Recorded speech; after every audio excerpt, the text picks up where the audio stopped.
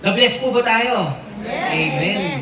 Grabe, ano, talagang ang biyaya talaga ng Panginoon ay hindi nauubos. Binago niya tayo, no?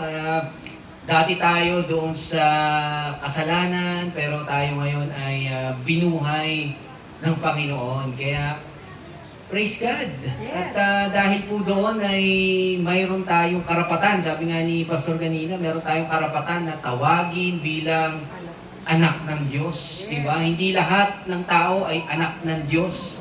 Sino lang po? Sabi nga ni Pastor kanina, yung sumampalataya, yan din po ay hindi naman galing sa Kanya. Ito po ay galing sa Biblia. Okay, so yan po ang sinusundan natin. Alam niyo po, ay ang Biblia din po may sinabi sa atin na dalawang dapat nating gawin, no, bilang mananampalataya. Yung una nga ay ito po ay binigyan diin ni Pastor kanina, no, yung bautismo.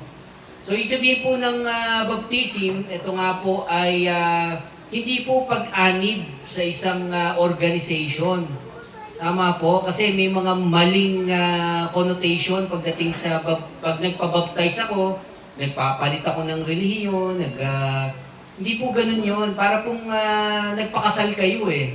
Diba? Pagka nagpakasal ka, no, at talagang mahal na mahal mo yung lalaki, yung babae na gusto mong pakasalan, kayo po ay nagpapakasal, hindi ho ba? So ito po ay public declaration, tama? Dinideklara mo sa buong mundo na, oh, kasal na kami ni ganito, no? So parang wala nang pupwedeng mamagitan pa sa amin, kundi, di ba, kami lang.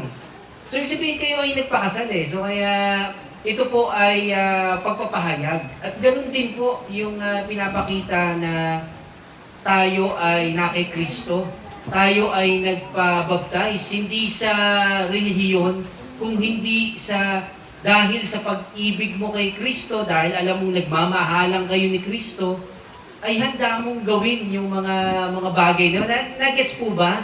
Naintindihan po yun. At sa mga susunod po natin, tignan po natin yung karagdagang pag-aaral patungkol dito. Pero after po ng baptism, syempre binigay po sa atin yung Lord's Supper.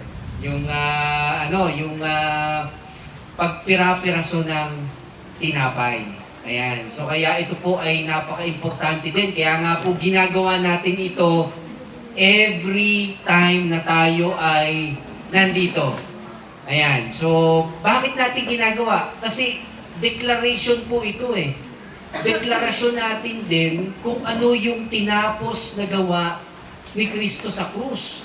Ano ba yung na-accomplish ni Jesus Christ, di ba? So parang minsan ginagawa natin yung isang bagay pero hindi natin nauunawaan kung bakit natin ginagawa, di ba? So parang halimbawa, magtututbrush ka sa umaga. Kung hindi mo alam kung bakit ka nagtututbrush sa umaga, ay mahirap po yun, okay? So the reason why na nagtututbrush ka sa umaga, para mabuhay yung asawa mo. Okay? Para mabuhay yung katabi mo, kung sino man yan, mabuhay yung kamag-anak mo. Dahil pag hindi ka nagtutbrush, malamang baka hindi mabuhay yung kamag-anak mo, yung katabi mo, kasama mo sa bahay. Diba? So the reason why na naliligo ka, para syempre ikaw naman mapreskuhan. So kung hindi mo alam kung bakit naliligo ka, problema po yun. Tama? So the reason why na ito po ay dinidiscuss natin, ito po ay pinag-aaralan natin, para malaman natin, bakit ba tayo magpapabautismo? Bakit ba tayo naglo-Lord Supper? Ano ba yung significance nito? Naintindihan po? So, ganun po yun. Kasi dapat po alam po natin kung bakit bakit po natin ginagawa yung isang bagay. Okay? So mahirap po na gawin yung isang bagay na hindi natin alam. Okay? So alam niyo po ha, kaya dapat magtututbrush kayo sa umaga. Ayan. So para mabuhay yung inyong mga kasama sa bahay. Ayan. So maligo araw-araw para naman mabuhay kayo. Di ba? Kasi mahirap mabuhay nang hindi naliligo. So, ayun po, sa June 8, sabi nga ni Pastor, ulitin ko lang din, ay pwede kayong magpabaptize. Yung iba sa inyo, maaaring na pabaptize na. Pero di ba, yung sa kasal, di ba, merong mga nag-renewal of vow. Di ba? Wala din pong problema dyan. I mean, sa atin po ay pwede tayong, pwede nating kumbaga, i-reproclaim, parang ganyan, no? I-proklama uli yung ating pag-ibig sa Panginoon na ako ay nalibing na sa aking kasalanan, ako ay bago ng nilalang, at handa ako magpa-bautismo muli at i-renew yung aking vow sa tao, sa Diyos na nagbigay ng buhay para sa akin.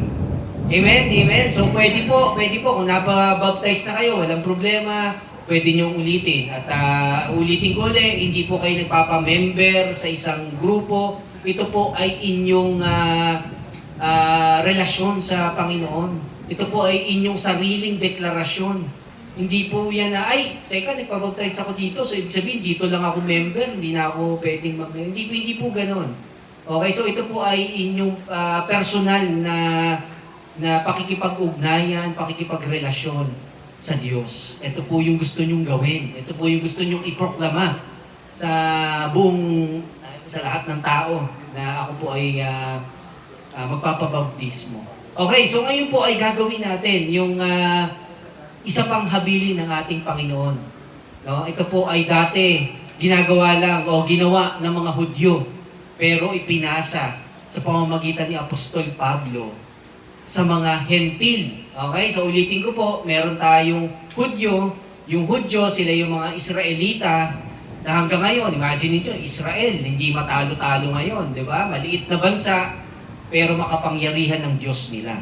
Amen? So, yung Diyos nila na sinasamba, yun din yung Diyos na in-reveal sa atin at yun din po yung sinasamba natin. Amen? So, kaya, eto nga po, gusto ko lang din pong bigyan ng diin sa mga, nandyan ba yung ating slide? Paano nga? Sa Colosas, no?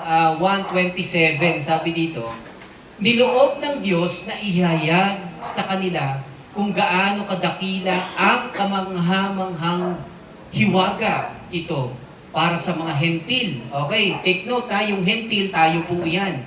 Okay, pagka hindi ka Israelita, pagka ikaw ay Bulakenyo, pagka ikaw ay Pilipino, ikaw ay Hentil, automatic.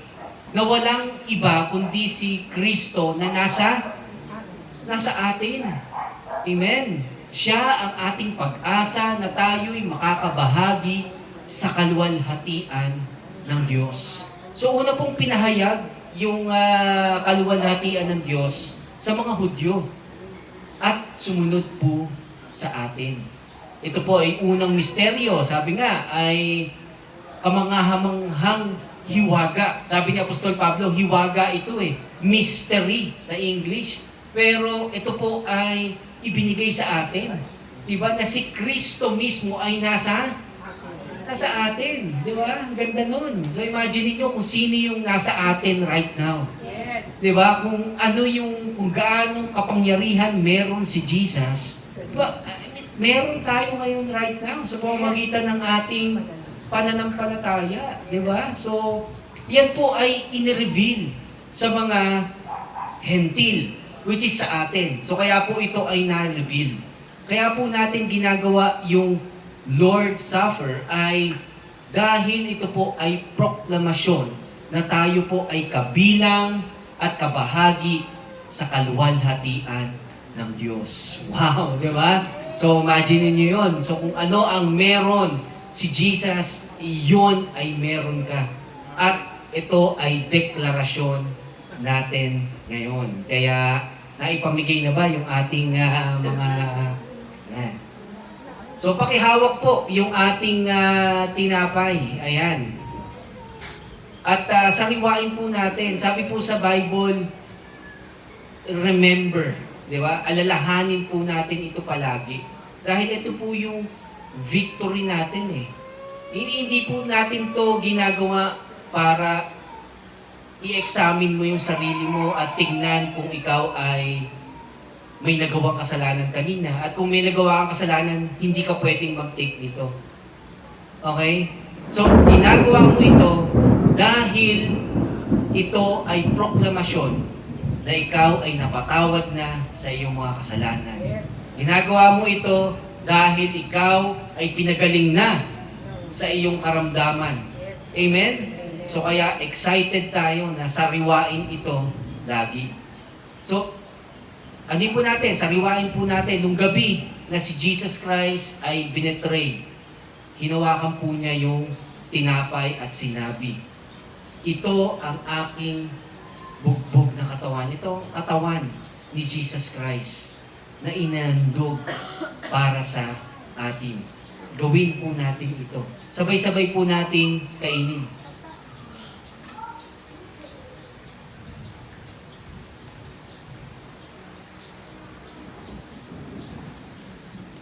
At pagkatapos po noon, kinuha ni Jesus yung cup at sinabi niya, this is the new covenant in my blood.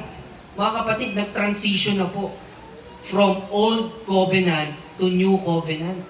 Tayo ay nasa bagong tipan na. Ano ang provision sa bagong tipan? Lahat ng kasalanan natin ay kinuha na at hinugasan na ng dugo ng ating Panginoong Jesucristo. Kaya ikaw ngayon, dahil nakikipag-partake ka nito, dahil kasama ka sa kaluwalhatian na ibinahagi ng Panginoon sa atin, ikaw ay banal na. Amen. Amen. Kaya ito ang covenant, sabi ni Jesus, in His blood. Every time na ginagawa natin ito, pinoproklama natin ang kanyang kamatayan at ang kanyang muling pagbalik. Sabay-sabay po natin inumin.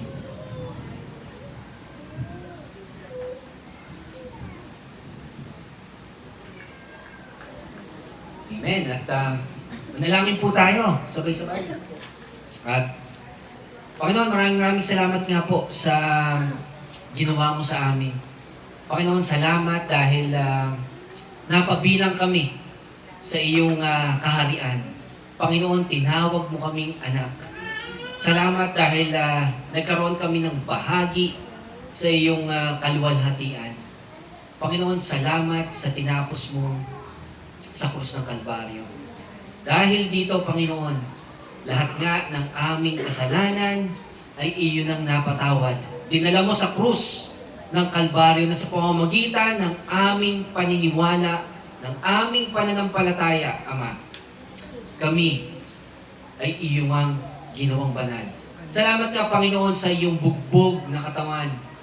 Na dahil dito sa bugbog na katawan na ito, ang lahat ng mga sakit namin, ang lahat ng depression namin ay iyon ang inangkin. Panginoon, salamat sa kabutihan mo. Salamat. Salamat, Ama. Ito nga po ang aming panalangin sa matamis sa pangalan ni Jesus. Amen. Amen. Palakpakan naman natin ang ating Panginoon. Wow! Di ba? So, sobrang mabiyaya ang ating Panginoon. So, kaya sino sa atin ang may kaarawan